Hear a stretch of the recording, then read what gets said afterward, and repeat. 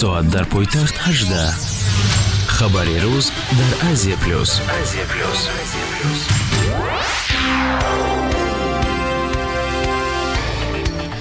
салом сомиёни азиз, шуморо бо хабарҳои ин соат дар нашри мустақим ман Лайли Назарзода шинос мекунам. шумо метавонед моро ҳамзамон тариқи видеоӣ дар платформаҳои хабарии агентии низ дида бошед.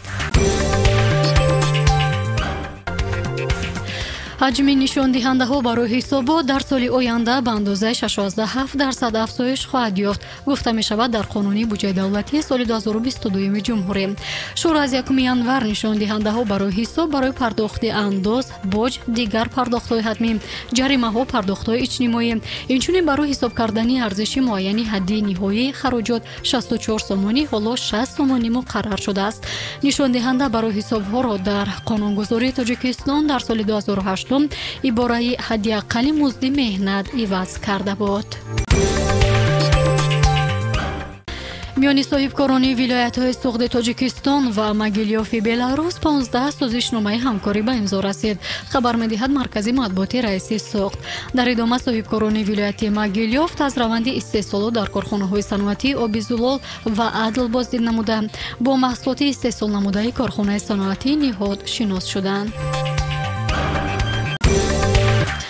ҷудокорони тоҷик дар мусобиқаи қаҳрамонии Осиё уқёнус дар миёни наврасон ва ҷавонон ба касби 8 медал, аз ҷумла 1 тилло, 2 нуқра ва 5 биринҷӣ даст ёфтанд. ин мусобиқот аз 2 то 5 декабр дар шаҳри Бейрути Лубнон баргузор шуд. Тоҷикистонро дар мусобиқаи байналмилалӣ 16 нафар варзишгар намояндагӣ карданд.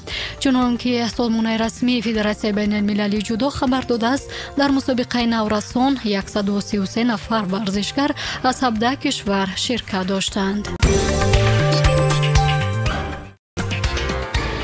дар чаҳорчӯби лоиҳаи грантии Бонки Осиёгии рушд ки соли равон тасвиб шуда буд, ба Тоҷикистон нахустин гурӯҳи 546 000 вояи ваксинаҳои зидди COVID-19 дастрас гардид.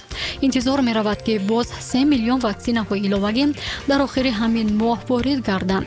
гуфта мешавад ки ваксинаҳои Синовак аз ҷониби хазинаи кӯдакони Созмони Милали Муттаҳид ЮНИСЕФ тавассути маркази дастгирии глобалӣ ба ваксинаҳои COVID-19 Ковакс интиқол дода мешавад.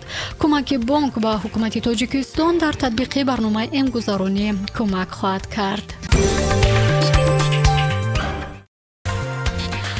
миёни бонки давлатии амонатгузории Тоҷикистон, Амонатбонк ва ҷамъияти саҳомии оммавии Сбербанки Россия созишномаи ҳамкорӣ ба имзо расид. дар асоси созишномаи мазкур Амонатбонк ва Сбербанк ҳамкориро дар соҳаи муносибатҳои муросолотӣ, яъне кушодани суратҳисобҳо, табодули иттилоот, густариши ҳамкориҳо дар самтҳои тиҷорат ва маблағгузории лоиҳаҳои афзалиятноки иқтисодӣ, оид ба гузарондани амалиёт дар бозорҳои ҷаҳонӣ, инчунин интиқоли зуди маблағҳо аз Тоҷикистон ба Россия ва баръакс тақвият хоҳанд дод. ҷонибҳо масъалаи бароҳмондани ҳамкорӣ дар самти табодули таҷриба, татбиқи технологияҳои муосири рақамӣ, тарҳрезӣ ва амалисозии маҳсулоти бонкӣ барои муҳоҷирони меҳнатӣ ва дигар масъалаҳоро низ баррасӣ карданд. имрӯз дар душанбе фестивали байналмилалии кӯдакону наврасонии эҷодкории кишварҳои иттиҳоди давлатҳои мустақил оғоз гардид. фестивали мазкур ки интизор аст то 10 декабр идома ёфта бошад, дар доираи эълон гардидани душанбе пойтахти фарҳангии иттиҳод ташкилу баргузор карда мешавад. барои дар сатҳи зарурӣ баргузор кардани ин ҷашнвора 200 000 сомонӣ ҷудо гардидааст.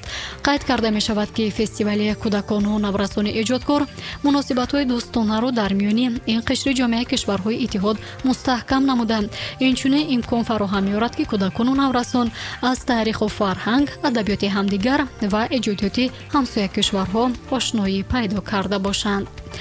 хуб, ин буд нашри ҷамъбастии барномаи хабарӣ дар радиои Азия плюс. шумо метавонед ҳамарӯза соати 18 шом пахши онлайни моро дар саҳифаи Facebook, Instagram ва YouTube низ дида бошед.